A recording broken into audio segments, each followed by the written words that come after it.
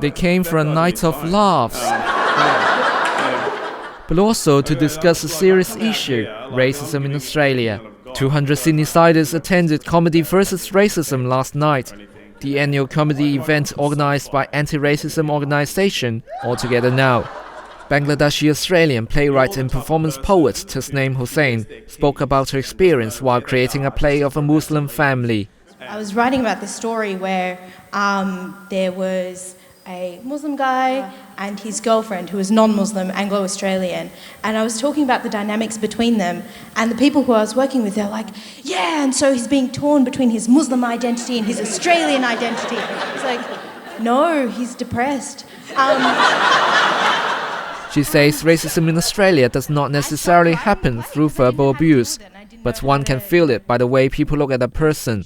People assume that it sounds like swearing and it sounds like people on trains or on buses or in the street. They think it sounds like verbal abuse, whereas in my experience it's what happens in recruitment rooms, in HR departments. It's what happens in theatres when people think you shouldn't be there and they don't say it. Indian-Australian lawyer and lecturer Pallavi Sinha advocated that people with non-Anglo names had to put in a lot more efforts in order to be employed. Well, one study said that a Chinese-Australian person has to put in 6 times more applications than an Anglo-Australian to get a job interview. And that's just to get a job interview.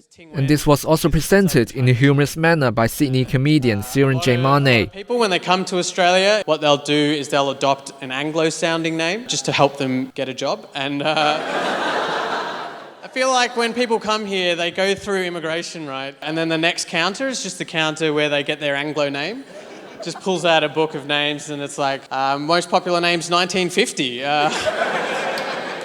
Please take a name of someone who would have hated you.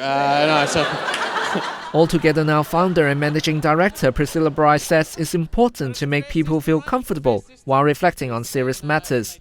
To get people thinking about issues in a different way, to not be defensive about racism or discussing it. Clearly there wasn't enough time for the Q&A, and I see that as a positive thing because it means that people are keen to keep talking, to keep the conversation going. Winmas Yu reporting for the University of Sydney News.